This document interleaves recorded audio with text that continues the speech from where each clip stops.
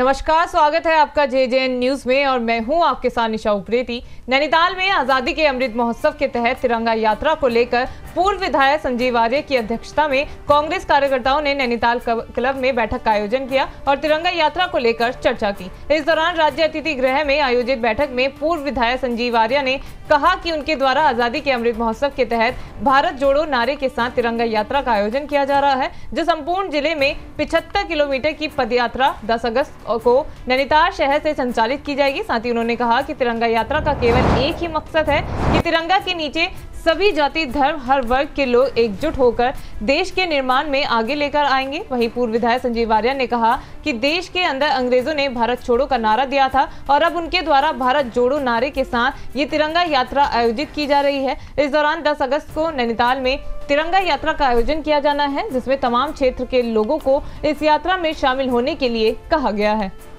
संपूर्ण देश में, क्योंकि हम सबको विदित है कि देश की आज़ादी के 75वीं वर्षगांठ और आज जो देश में वर्तमान में जो हालात हैं, जिस तरीके से हमने देखा कि अंग्रेज़ों ने फूट डालो राजनीति करो और राज किया, आज कहीं ना कहीं कमोवेश वही स्थिति देश के अंदर है। धर्म के नाम पर, पंथ के नाम पर, जात के नाम पर, मजहब के नाम पर एक सांप्रदायिकता का वातावरण जिस तरीके से आज क्रिएट हुआ है, कहीं ना कहीं इस देश को संगठित करने के लिए, देश को एकजुट करने के लिए फिर से जिस तरीके से अगस्त क्रांति सत्याग्रह यात्रा निकाली गई थी गांधी जी के द्वारा और इस देश को हमने भारत छोड़ो का नारा दिया था, हमने यही एक संकल्प कांग्रेस पार्टी ने रखा है कि हम देश के अंदर जिस तरीके से भारत छोड़ो अंग्रेज़ों के खिलाफ एक नारा दिया था, हमने भारत जोड़ो के नारे के साथ हम इस तिरंगा यात्रा का आयोजन कर रहे हैं और संपूर्ण जनपद के अंदर 75 किलोमीटर की ये पदयात्रा होगी, जिसमें 10 अगस्त के दिन हम नैनीताल शहर के अंदर इस यात्रा को संचालित करेंगे।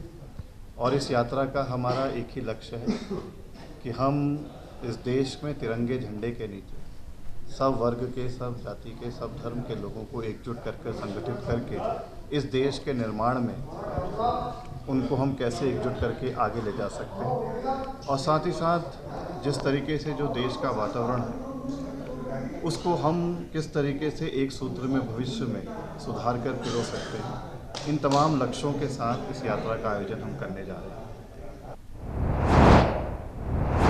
तो फिलहाल हमारी इस खास खबर में अभी के लिए इतना ही। बाकी की तमाम खबरों के लिए आप बने रहिए JJN न्यूज के साथ। नमस्कार।